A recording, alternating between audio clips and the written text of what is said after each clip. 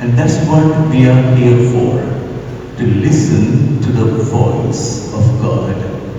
The Word of God becoming a voice, a living voice in our hearts. God speaking to our hearts. And we are waiting for that experience of the anointing of the Holy Spirit through God's Word. The Word of God becoming the joy and peace and comfort in our hearts. Let's open our hearts to the Holy Spirit. The Word of God is given to us in a written form as a book, the Bible. And this book, the written Word, becomes the spoken Word, the voice of God, the living voice of God, when we open our hearts to the Holy Spirit.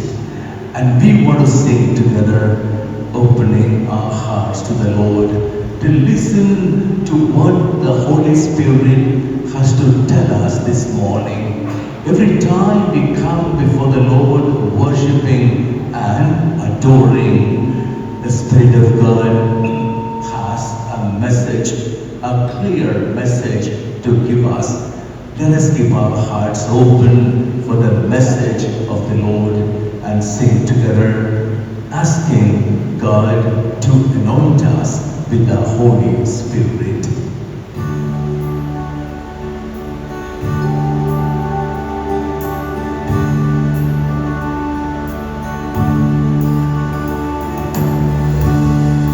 Welcome, Holy Spirit. We are in your presence. Fill us with your power. Live inside of me. Welcome, Holy Spirit. We are in your presence. Fill us with your power. Live inside of me. You're the living water, never dry fountain, comforter and counselor, take complete control.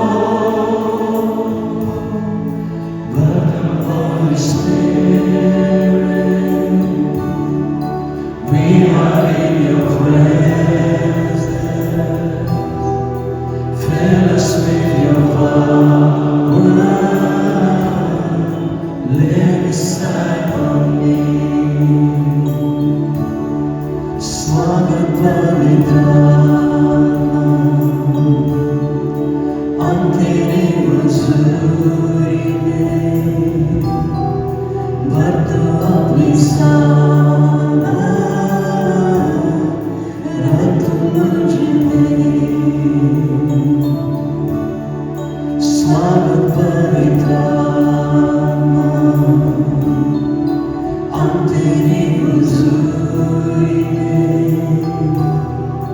Bhartu Abhisana, Ratu Majme. Tu है जीवन दाता, सोना सुखे, शांति नमस्तामा, करुणा बरसाता, स्वामी पवित्रात्मा, हम तेरी मसूरी में, Bhartu Abhisana, Ratu Majme. Welcome, Holy Spirit. We are in your presence. Fill us with your power.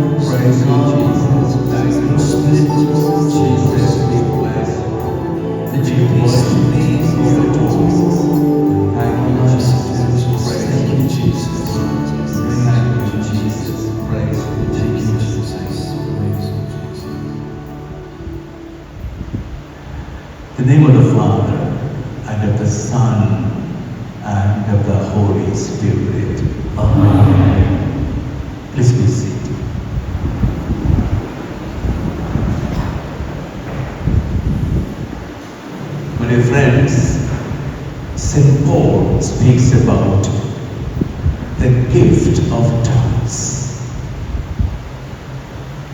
And it's good for us to be able to pray in the gift of tongues. Usually, we pray in one tongue, the language we have learned. It could be English, it could be Hindi or Bengali, a language with characters and sentences and chapters and grammar, grammatical structures. It's a way of praying. We pray in very clear language. St. Paul speaks about a different type of language, gift of tongues. What does that mean, the gift of tongues? We pray in a tongue, in a language given by the Holy Spirit. And it's a beautiful way of praying. St. Augustine speaks in the 4th century when he went to a church. All the people in the church were praying. They were praying in a strange language. They were singing, but not in clear-cut grammatical structures of a language. They were expressing spontaneously their feelings in their hearts. And often the gift of tongues becomes a very, very spontaneous way of praying. Say, for example, we sing now, "Welcome, Holy Spirit." We sing at the end of it. We just leave our tongue to the Holy Spirit. When we sing in clear grammatical structures and language forms, we are singing. We take an effort to sing. But there's a moment, if we allow the Holy Spirit, there's a moment the Holy Spirit will take over our singing and give us a language without grammatical structures and linguistic forms. We just go on singing. We will realize our tongue is not in our control. Our tongue and our emotions are controlled by the Holy Spirit. And it's good for us to learn this gift of tongues. You would have heard Glenn and Teresa, after they sang in clear grammatical linguistic forms, they let their tongue moved by the Holy Spirit. And you will realize you feel so good, you feel so spontaneous, so free about singing, leaving our tongue to God, to the Holy Spirit. You need not take any effort for that. You just leave your tongue in freedom, and there will be a music coming out. There will be a song coming out, and that song will be the song of the Holy Spirit. Try to learn this. Don't take an effort to do that, but just leave your tongue to the Spirit of God, and Holy Spirit will move your tongues, your emotions, and you feel so great. Without my conscious decision, the Spirit of God has prayed within me, the gift of tongues. Well, this morning, I want to speak about the Word of God. You know, we are seminarians. As seminarians, we've been trained to become priests. And the primary duty of a priest is to proclaim the word of God. That's what the decree on priests of Vatican II, the council, has said. The primary duty of the priest is to preach the word of God. There was a very beautiful experience. I was in Papal Seminary, Pune. I did my philosophy there. I also did my theology there. After doing my theology, my superiors wanted me to do the masters in theology. So I started the masters, MTH course in theology in Pune itself. In between, I had my priestly ordination. I went to Kerala to be ordained. And I came back after priestly ordination to continue my studies in the Masters of Theology. And my friends in the seminary wanted to celebrate my first Mass in the seminary. And we invited the professors for the first Mass. And the two of us went to Father Neuner. You may have heard of him, the famous Jesuit, Father Neuner, who was a Peritus. Peritus means expert in the Second Vatican Council. He was our professor, a great man. He's written beautiful books in theology.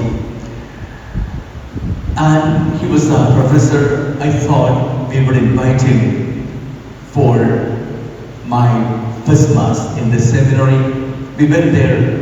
Father Neuner was a tall figure. I didn't have to look up to him like that, to look into his face. And he's got long hands, naturally. A tall man will have long hands. And when he speaks, especially in the class, when he speaks, since his hands were long, he would move his hands at times. It can come as a hit to the face of someone sitting in front. So the two of us went to invite him. I told him, Father, we are celebrating my first Mass in the seminary. We would want to invite you for the first Mass.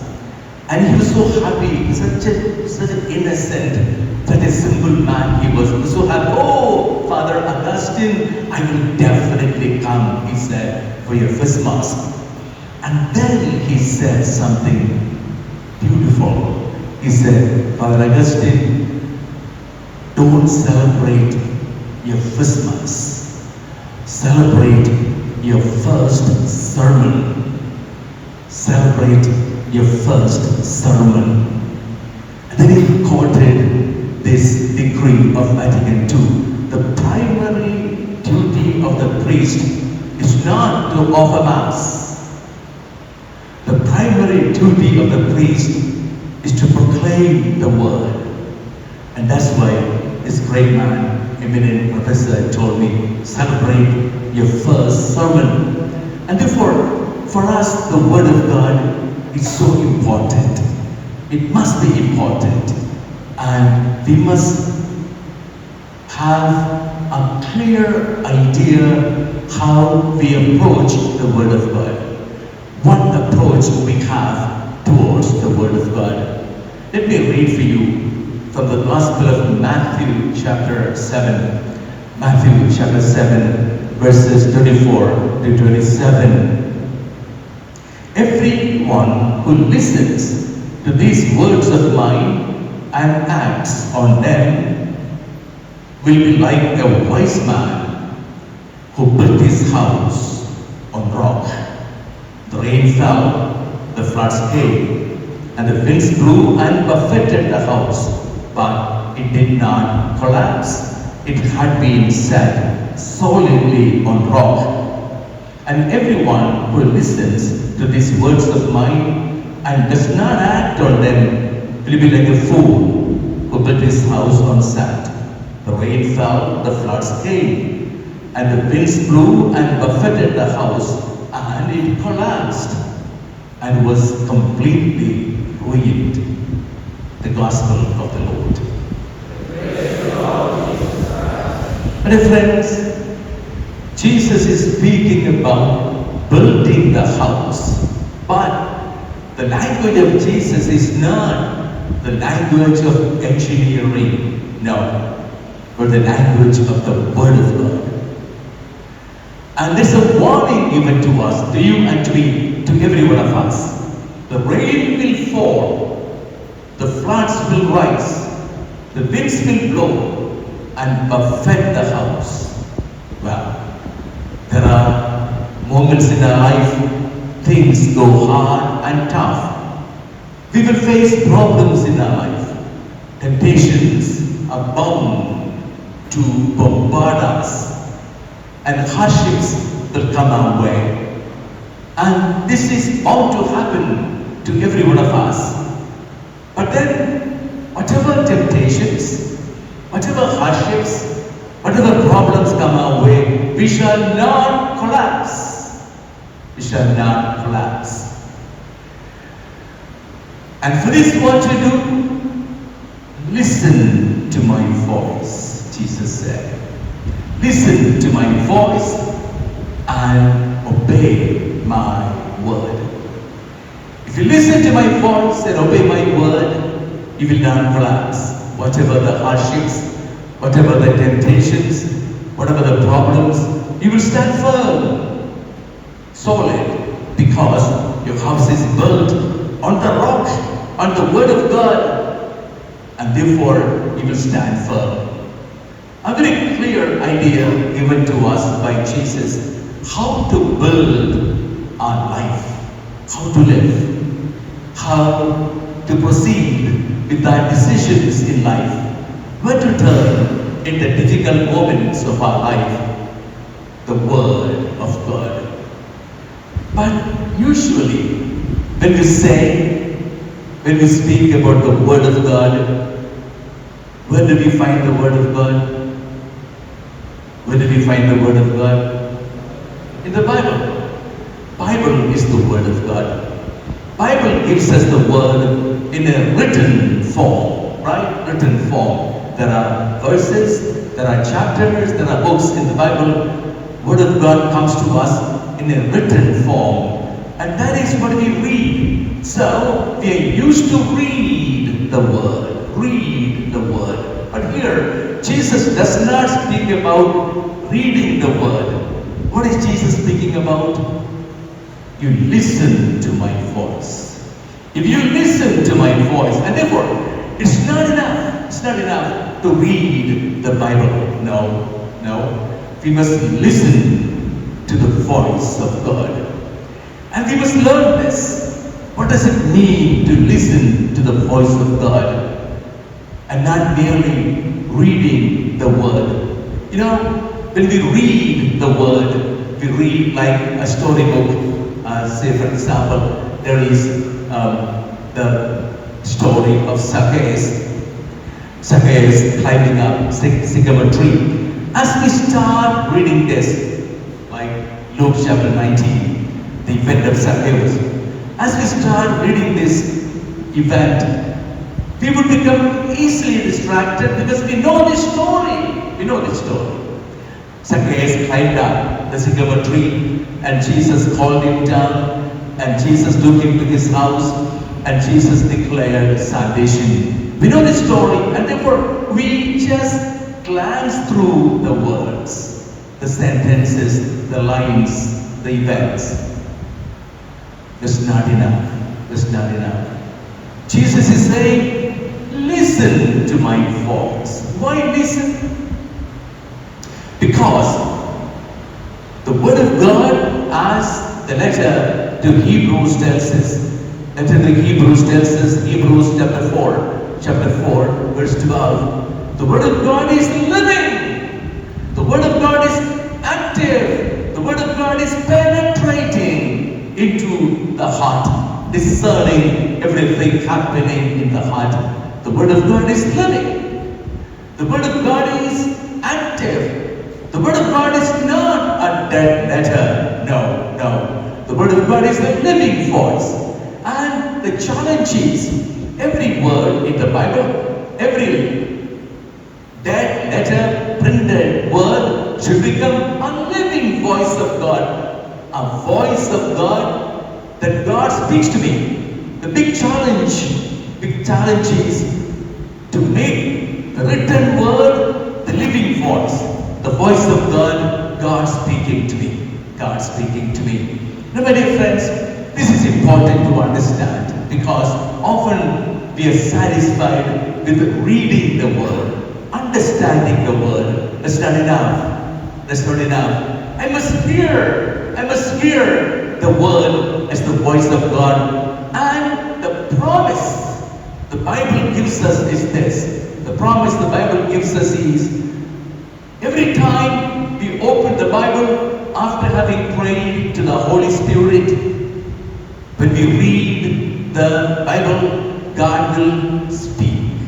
God will speak to our hearts. And therefore, we must, before reading the Bible, pray the prayer of Samuel. 1 Samuel chapter 3. Speak, Lord. We are asking God to speak. Speak, Lord. Your servant is hearing. We must bring to the Bible a listening heart. A heart to listen to what God has to tell me.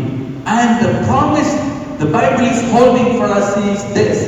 Every time we open the Bible and read, God will speak. If only I have a heart, a readiness to listen to God's voice, God will speak. And I will hear what God has to tell me.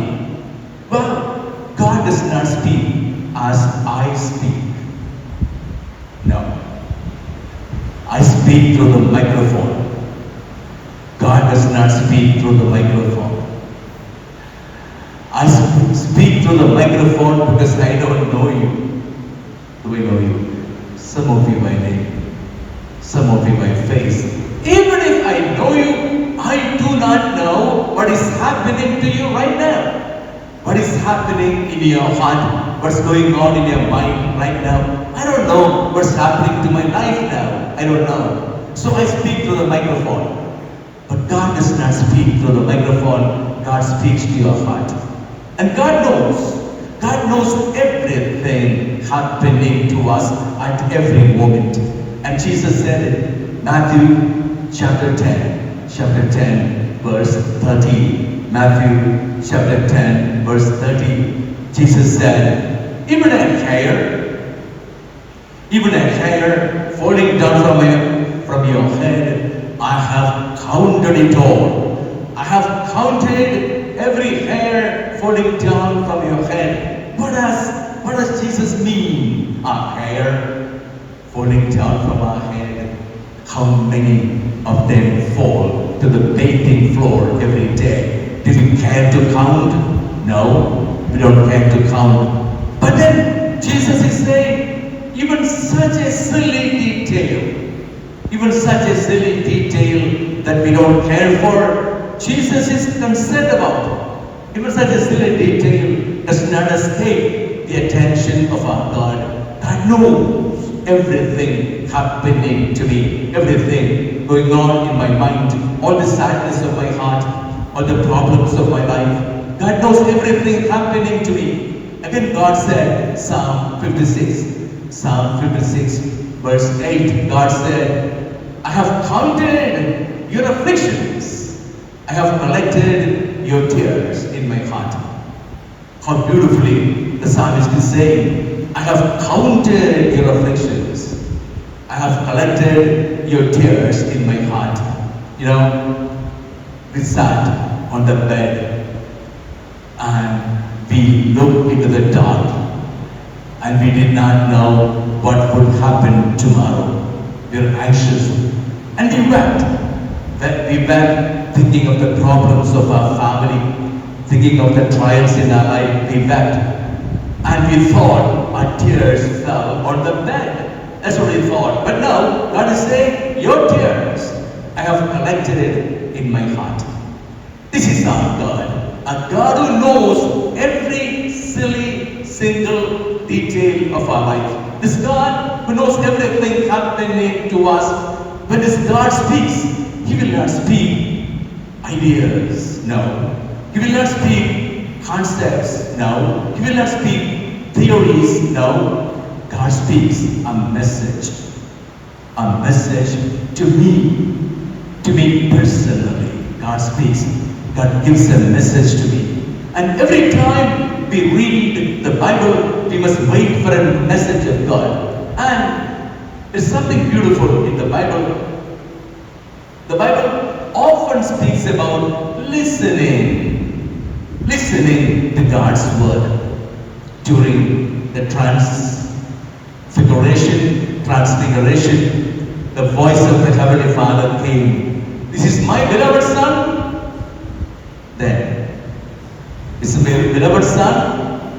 Listen to him. That's the Heavenly Father's exhortation. This is my beloved Son. Listen to him. We are invited to listen to the voice of God. And Jesus said, John chapter 10, verse 16. John chapter 10, verse 16. Jesus said, my sheep will listen to my voice. My sheep will listen to my voice. Again, the psalmist tells us, Psalm 95, verses 7 to 8. The psalmist tells us, if you listen to the word of God today, do not harden your hearts. Do not harden your hearts. So everywhere, God is saying, we need to listen to God speaking. The Bible, written Bible, printed Bible, must be a means for us. A means for us to listen to God speaking to our hearts. God is speaking to our hearts, to the heart of every one of us. And what does it mean to listen? Definitely, listening does not mean listening with the external ears. Does it? No. Whatever we listen through the external ears, we will forget. We'll forget. We need to listen to God's word in the heart. In the heart. Luke chapter 2. Luke chapter 2, verse 15. They told Mother Mary kept the word, treasured the word in her heart. Treasure the word of God. A word of God I read, I treasure it. I treasure it in my heart. I do not let it go. I did not allow my eyes simply to move from verse to verse. Now I treasure the word because this is a word spoken to me. And when God speaks this word to me, God has got something special to tell me. I need to treasure the word of God. And the Bible often tells us how to listen to the voice of God. The psalmist tells us, Psalm 119, verse 92, the psalmist tells us, oh God, if your word had not become the delight of my heart, oh God, if your word had not become the delight of my heart, I would have perished in my misery. The psalmist was going through misery, terrible times. And that's when the word of God came to the psalmist, and the word of God became delight in the heart of the psalmist. In the heart of the psalmist.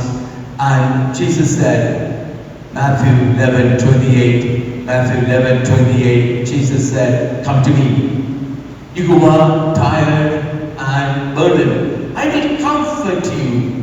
The word of God becoming the comfort in the heart. The Lord waiting to comfort us with the word of God. Therefore, there's something beautiful happening here. Prophet Ezekiel said, Ezekiel chapter 3, verse 3, the prophet said, God, I found your word. I ate your word. The prophet is speaking about eating the word. I ate your word. And your word became like sweet like honey in my heart. The word of God becoming sweet like honey in my heart. And in the same vein, Prophet Jeremiah speaks, Jeremiah chapter 15. Jeremiah chapter 15 verse 16, the prophet says, "Oh God, your word came to me, I devoured your word." Devouring. Again, that simile is used, eating God's word. Now, the most important thing, how do we eat God's word? How do we eat God's word? I do not merely read, I do not merely keep it in my mind, I'm eating the word of God. How do I eat the word of God? We eat the word of God as children eat chocolate. Children eat chocolate. Why children? All of us.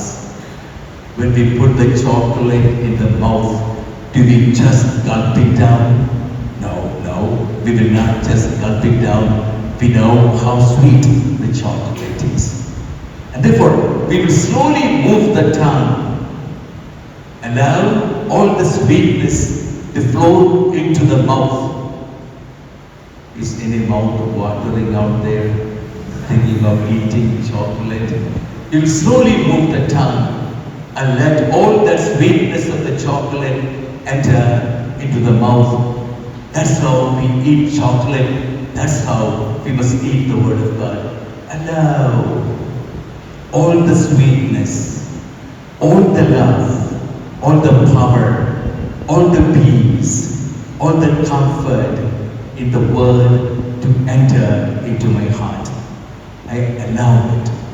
Did not Jesus say, John chapter 15 verse 11, John chapter 15 verse 11, did not Jesus say, I'm saying these things that my joy may be in you and that your joy may be complete.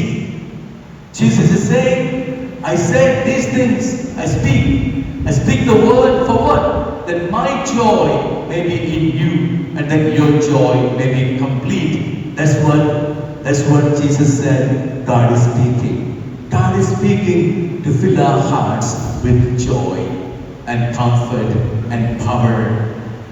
And in order to understand this, we must know there are 3 layers of meaning. 3 layers of meaning for the Word of God. 3 layers of meaning.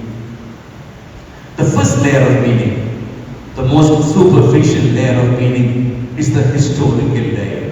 Historical layer of meaning. Everything in the Bible has a history, a historical nucleus, a historical background. Everything in the Bible. Something that happened, something that God said, something that had a history. Everything in the Bible has a historical nucleus. Say for example, the Zacchaeus event. Luke chapter 19, Jesus passing by Jericho, and this man, the chief tax collector, climbed up on the sycamore tree, waiting for Jesus, and Jesus came that way. Jesus called him down and went to his house, and Jesus declared salvation. It really happened. Well, how much of it really happened, how it happened, that depends on scripture scholars to tell us. But there is a historical nucleus for everything in the Bible, a historical layer. Or King David, a king that God chose, that is especially the favorite king of God, David. But then this man was so ungrateful. He committed a sin after sin, adultery, murder. But then God did not abandon him in his sinfulness. God takes initiative by sending prophet Nathan to the king. Nathan speaks to the king, and the king repents, and God forgave the king. Now this happened 4,000 years ago. This happened, a historical event. So the first layer of meaning is the historical meaning. Everything in the Bible has a historical background. The the historical meaning, how it happened, when it happened, and all the historical meaning. The second layer, a deeper layer of meaning, is the theological layer. Theological layer of meaning. What is the theological layer of meaning? Theological layer of meaning means God is teaching something. The Bible is meant to teach us. The Bible is full of revelations. God's revelations about who God is, about what we are, about what God deals with us. And so, second layer of meaning is the theological layer. The theological truths are being taught to us. Now, this event of King David, what does the Bible teach us? What does the Bible teach us? The Bible teaches us the mercy of God, right? The mercy of God. Though the king was ungrateful and wretchedly he acted, committing sin after sin, even though it happened, God did not abandon him. No, God did not abandon him. God sends Prophet Nathan. God takes the initiative to save the king. Definitely, what is taught to us is the mercy of God. Mercy of God. And Zacchaeus event, same way. Luke chapter 19. And Jesus said it, the Son of God is come, not for the righteous, but for the sinful. Seek and save the lost. So, the mercy of God. Everything in the Bible has a truth, a revelation given to us about God. A truth is being taught to us. But let us know this for sure. Both the historical layer and the theological layer of meaning is in the brain. I understand this is the revelation. I understand this is the truth. I understand this is history. Most of what you learn in your scripture classes are the first two layers of meaning. The historical layer, the cultural layer, and the theological layer of meaning, theology. Bible is a textbook of theology. You learn what the Bible teaches us. You learn. So, the historical layer, the theological layer. Now, there is a still deeper layer of meaning for the Bible. Still deeper layer, and that is the mystical layer, or the personal layer. The personal layer of meaning for the Bible. God is giving me a message. When I read the Word of God today, when I read the Word of God, God is giving me a message. It's very personal, called mystical because mystical means in my relationship with my God, God is telling me something. God is giving me a message. God is giving me a message, definitely in the light of the theological layer of meaning. But this message is not an idea. It's not a concept. It's not a theory. This mystical layer is a message. God is giving me a message. God is giving me a message. This particular word means to me today. Let us take that example of Zacchaeus. When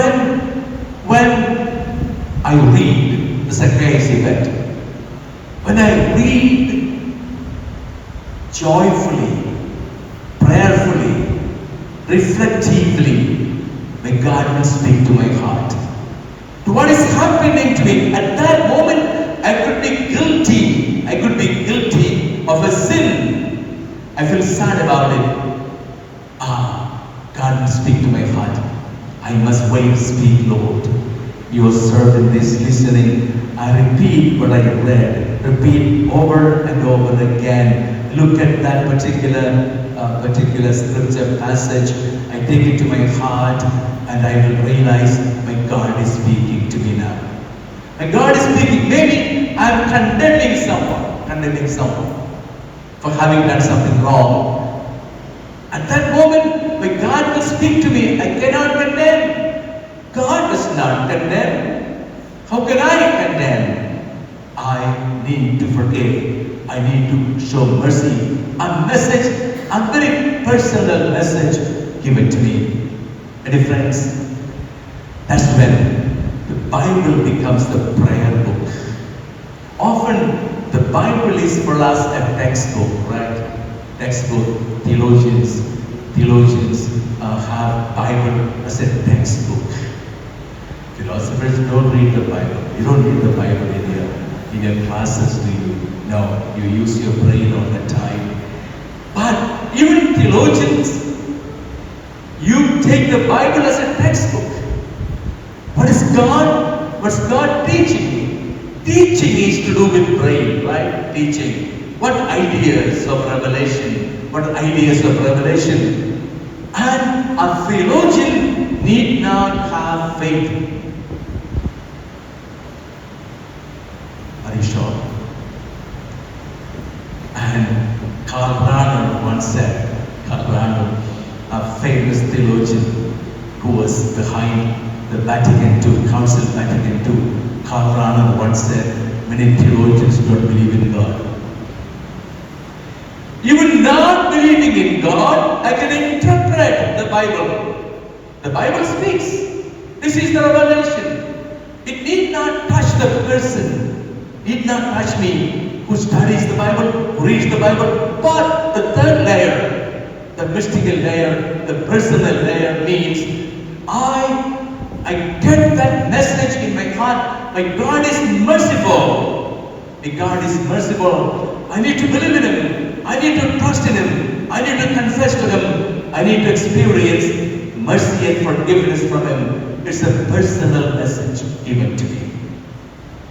And that's what Bible must become for us. Of course, Bible is a textbook in theological classes, but here in the church, in your room, when you read the Bible, it must be not a mere textbook. No. It must be a word God is speaking to you.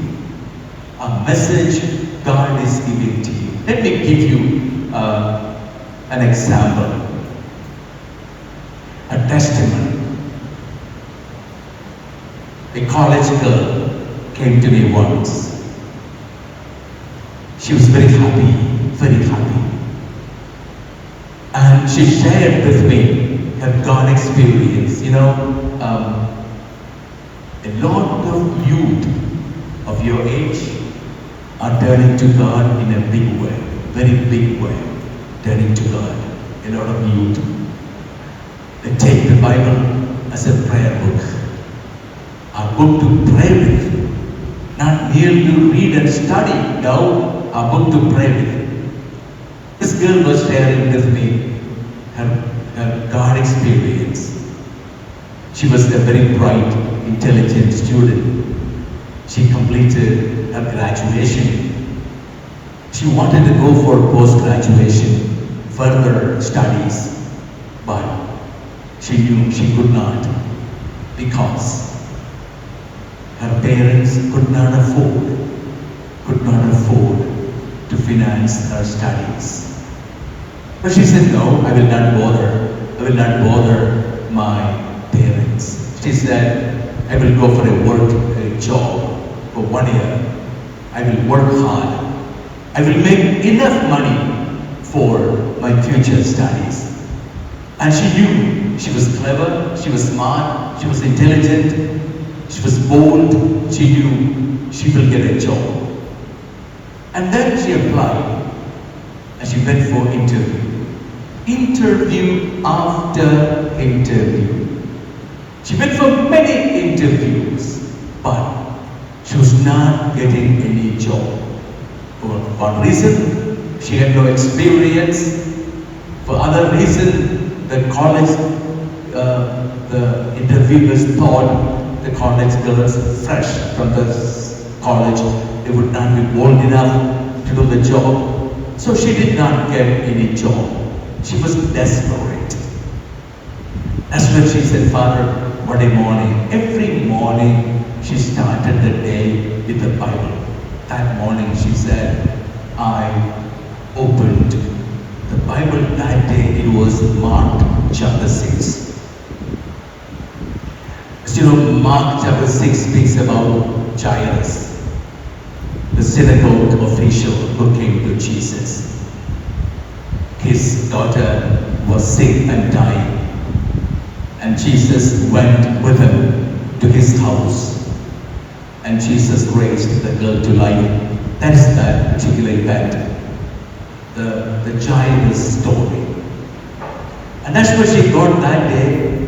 She prayed, oh God, I'm tired of all these interviews.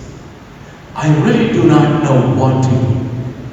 If I do not get my job, my future will be dark. Have no way of studying. My God, you must tell me. You must give me a message today. I want to hear what you have to tell me. Speak, Lord. Your servant is listening. She opened the Bible. She said, Father, I began to read. Every word, every verse was important for her. She read Jairus coming to Jesus in tears. She said to Jesus, Lord, I am also coming to you in tears. I'm very upset. I'm very tense, anxious about my future. Lord, I offer my future to you. She continued reading Jairus in tears. And Jesus offered, I would come to your house and heal your daughter. And Jesus went with Jairus to the house of Jairus. That's when messengers came from the house of Jairus. This girl was reading slowly, very slowly. Messengers came to tell Jairus, Sir, your daughter is dead. Do not bother the master. Please come and bury your daughter. When Jairus heard it, Jairus wept aloud. The only daughter he had is now dead. And that's when Jesus said to Jairus, calling him by name, Jairus, don't be afraid. Only believe. She shall be well.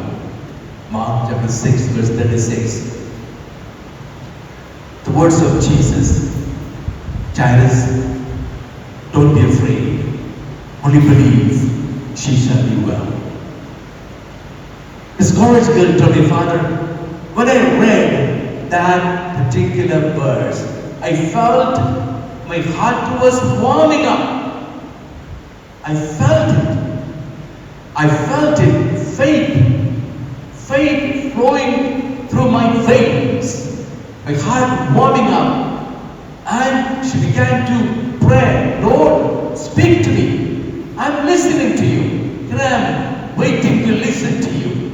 And she read it again. Jairus, don't be afraid, only believe, she shall be well. She told me, Father, when I read it over and over again, there's no Jairus there anymore. It is me and my Jesus. My Jesus is telling me, don't be afraid, only believe, she shall be well. Jesus is telling me, I heard it in my heart, a vibration of faith. My Jesus giving me a message. I'm afraid. The Lord is telling me, don't be afraid. Don't be afraid, only believe. She made an act of faith. Lord, I believe in you. I believe in you. I trust you. Here I am for you. You are my Lord and Savior. She made that word a prayer experience. And she trusted trusted in Jesus. She said, Father, I felt so happy. My God close to me. My God telling me not to be afraid. If my God is telling me not to be afraid, why should I be afraid? There's no reason to be afraid because my God is telling me not to be afraid. And she felt so great. God has spoken to her, telling her, calling her by name, not to be afraid. And she continued reading. Jesus and the disciples reached the house of Jairus. Jesus took Peter, James and John and Jairus and his wife to the inner room where the girl was lying. And Jesus held the girl by the hand and said, Talitha Kumi. Aramaic, Talitha Kumi. Little girl, I tell you, arise. She said, Father, when I read it, I knew God is speaking to me. God took me, transported to me to a very different sphere where I was alone with my God. When God was with me, God is telling me, Talitha Kumi, a word of love and concern. Little girl, the Lord calling me, little girl, arise. I am telling you, arise. I said, I am flat on the ground, I am depressed. But Lord, you are telling me, arise. She said, I held on to the hand of Jesus. I held on to the hand of Jesus. I woke up. I woke up in faith. My God is there for me. I will not be afraid. I will not be sad again. My God is there for me. She get a great confidence of faith.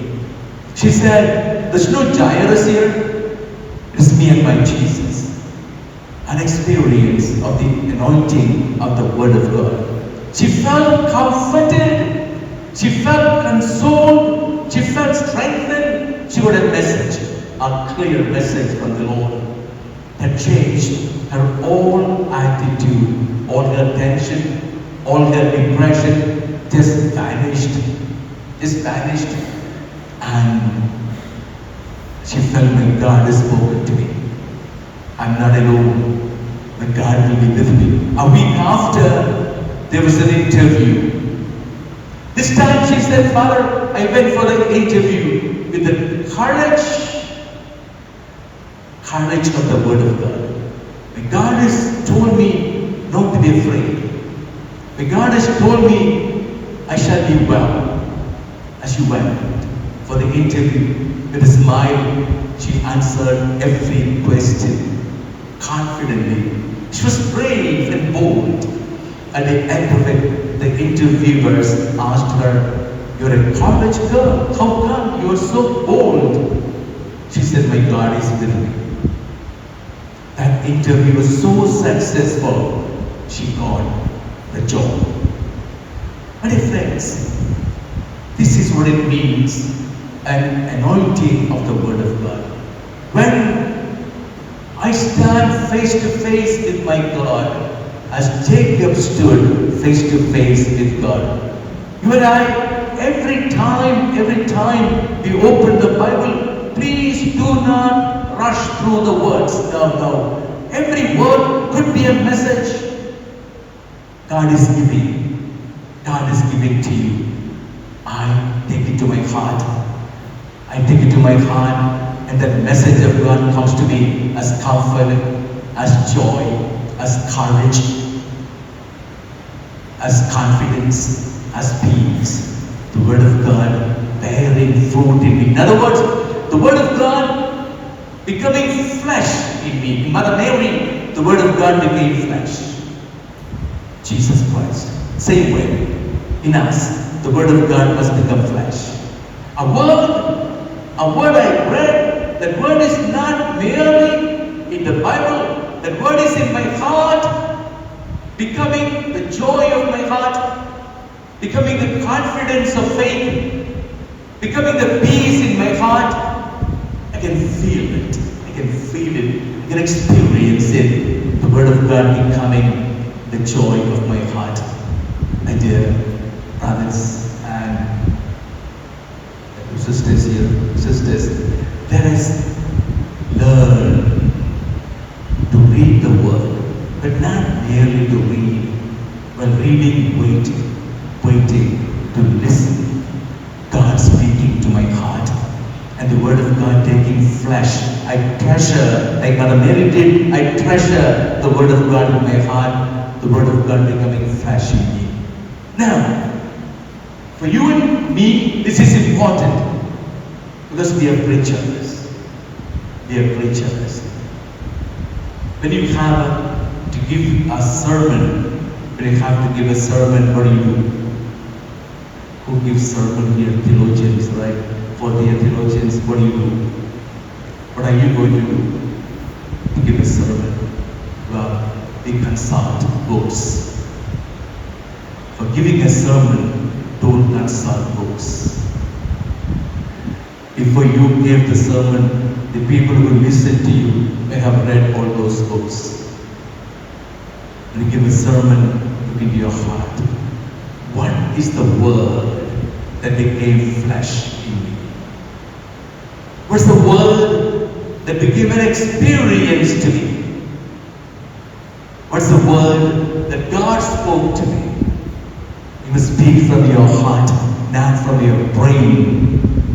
Speak from your brain, it will touch only brain to brain.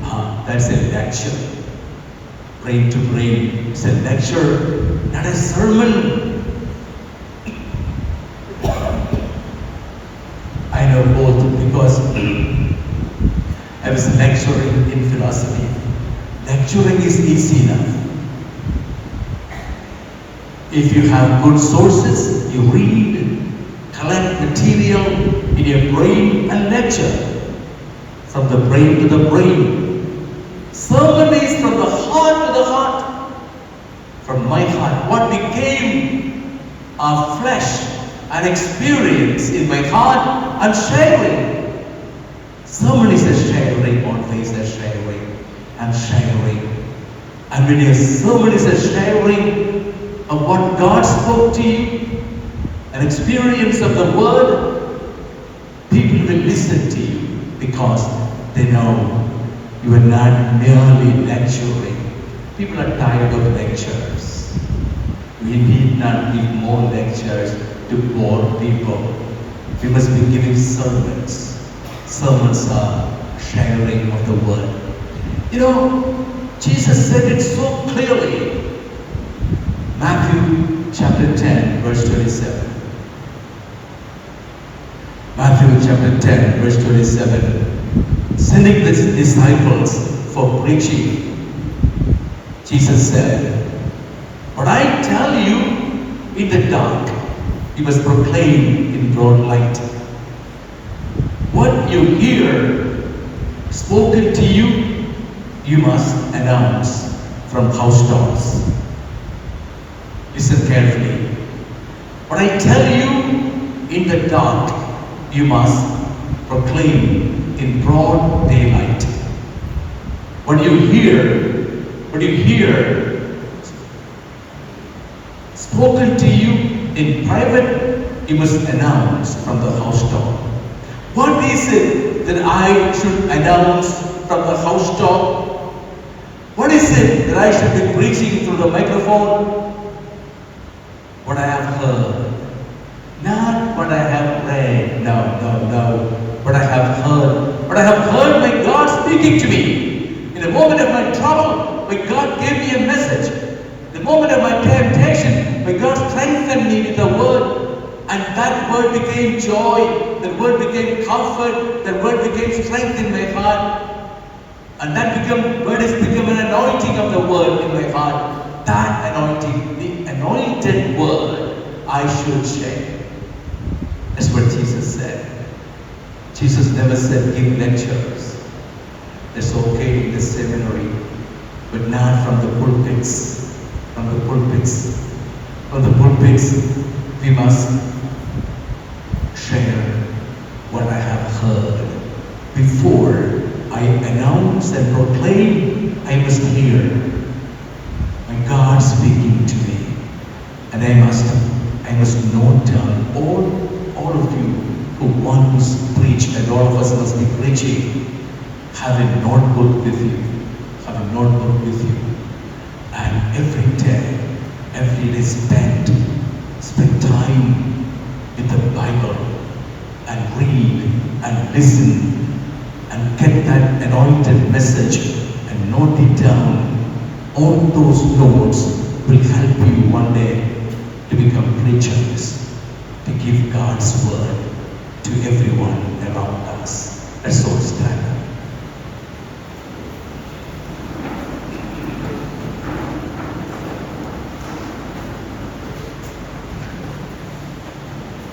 Jesus, you have given us your word. Let your word become flesh in our hearts. Let your word not remain only in the book.